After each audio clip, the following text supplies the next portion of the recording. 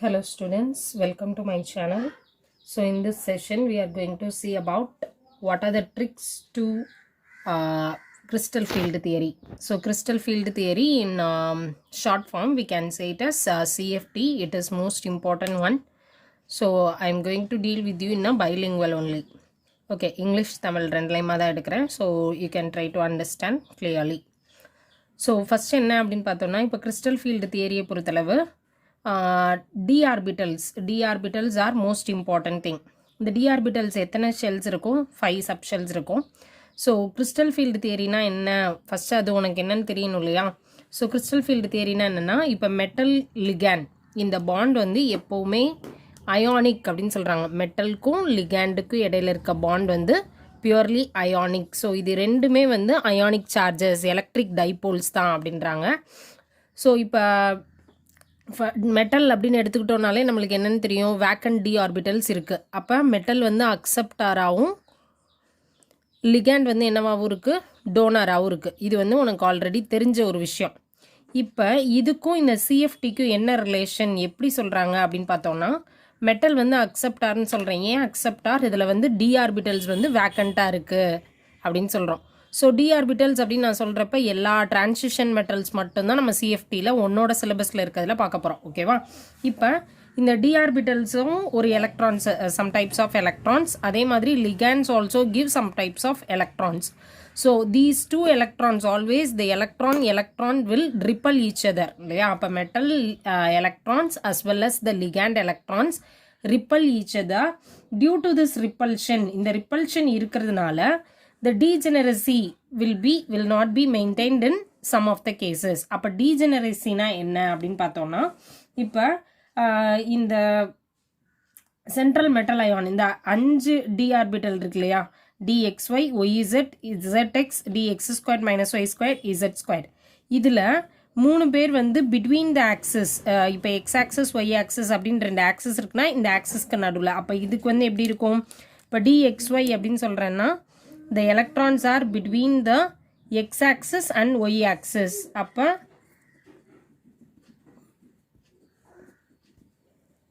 இப்படி இருக்கும். இதே இது yz அப்படின்னு சொல்கிறோன்னா you just change the axis alone. So the electrons are between the axis of yz. Zx once again the same way. So these 3 are the lobes are present between the axis. Lobes are present between the axis. So between the axis இருக்கிறவங்க தான் இவங்க ரெண்டு பேரும். அப்போ what about these two cells, dx squared minus y squared and dz squared? So இது என்ன அப்படின்னு பார்த்தீங்கன்னா along the axis. So you must know this difference along the axis, between the axis. So here the lobes are present along the axis. So along the axis also I can shade like this. So in all these cases this is the two differences. Okay, 5 orbital இருக்குது அப்படின்னா, 5 shell இருக்குன்னா அதில் 3 பேர் lobes are present between the axis, மீதி 2 பேர் வந்து along the axisல இருக்காங்க. இப்போ எப்போ வந்து அந்த டீஜெனரசி போகுது? டீஜெனரசி அப்படின்னா என்னன்னா, இப்போ all the 5 shells are in the same energy level, ஒரே எனர்ஜி லெவலில் இருக்குது. இந்த எனர்ஜி லெவலில் இருந்து இது ரைஸ் அப் ஆகுதா?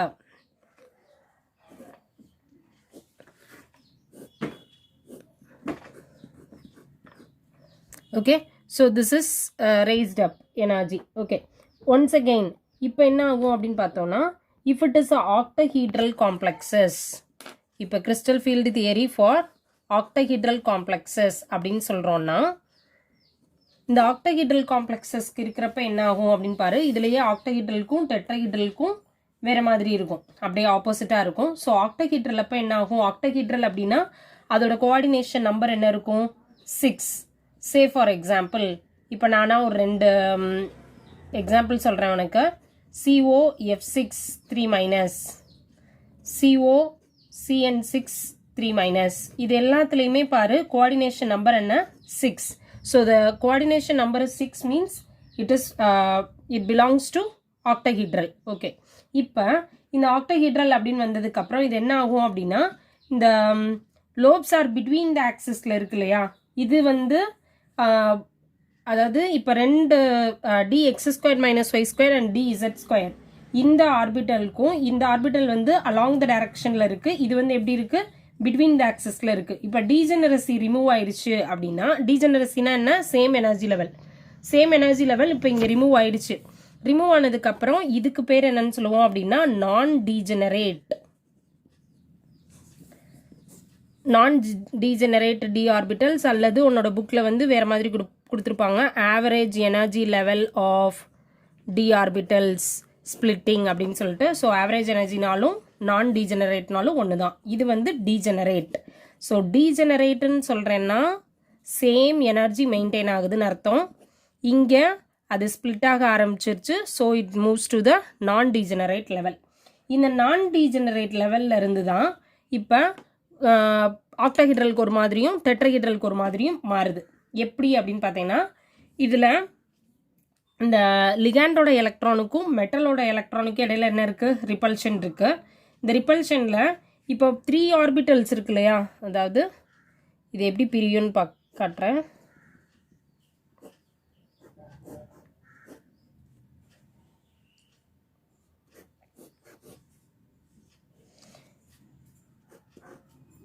இப்படி இருக்க வேண்டியது. ஆக்சுவலி இது வந்து உன்னோட புக்கில் இப்படி போட்டிருப்பாங்க. So it represents the lobes are between the axis. T2G is represented like this and EG is represented like this.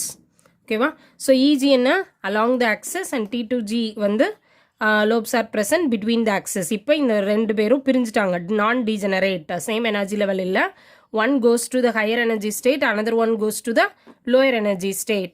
Now between these two, this is called as delta O, or I can say it as a crystal field splitting energy, crystal field stabilization energy, or crystal field splitting energy.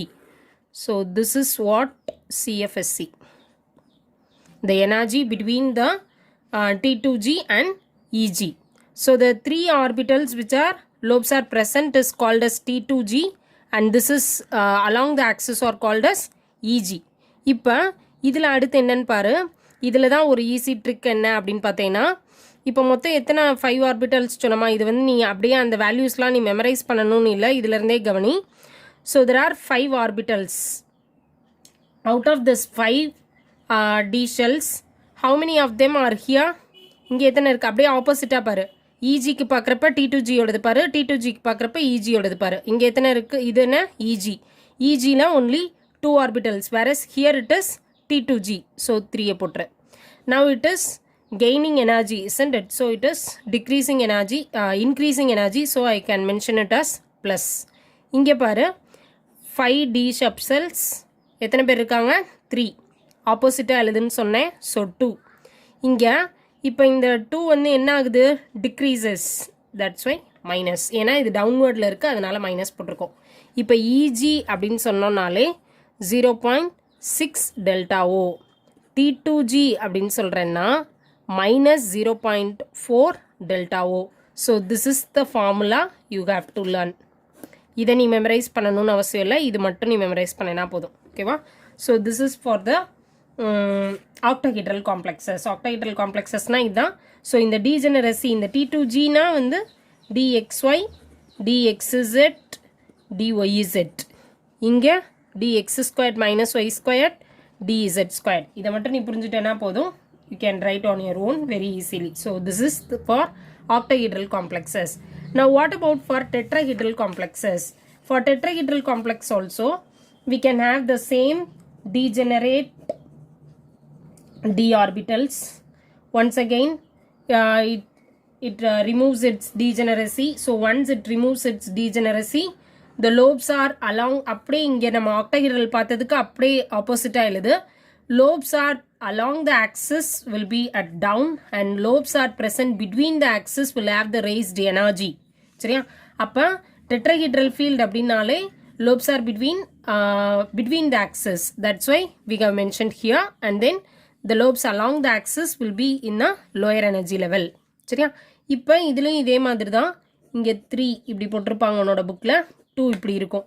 So இதில் நீ எழுதுகிறப்ப EG T2Gன்னு எழுதக்கூடாது. G you should not mention.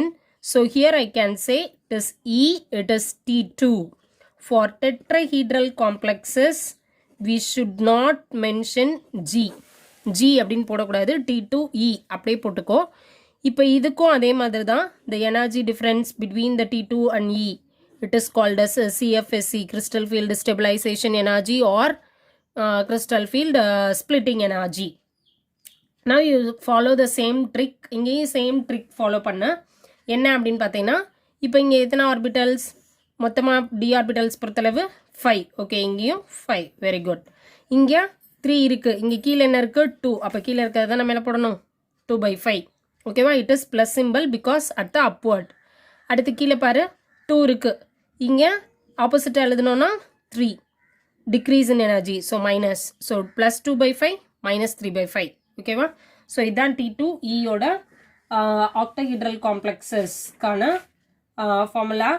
So அதாவது 2/5 delta T minus 3/5 delta T.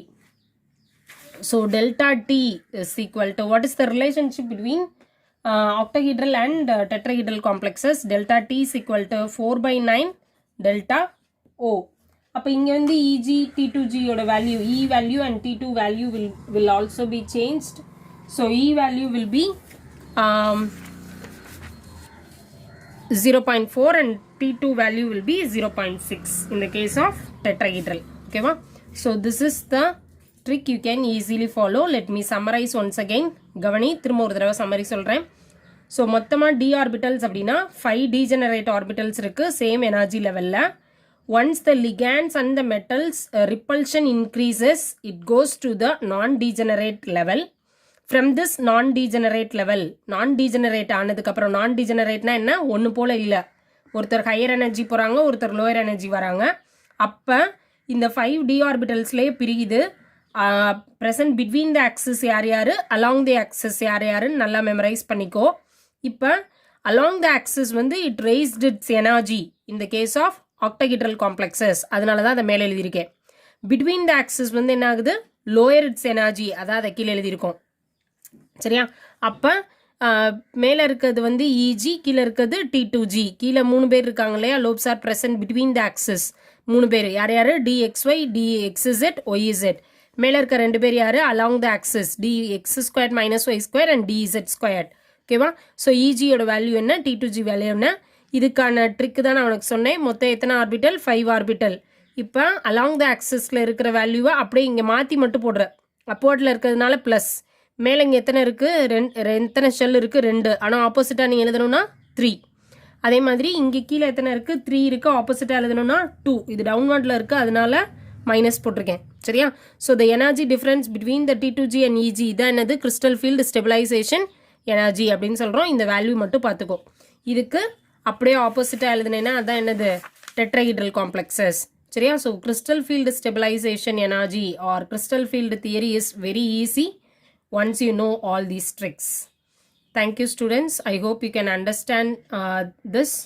If you like this video, you can share it with your friends also. Thank you.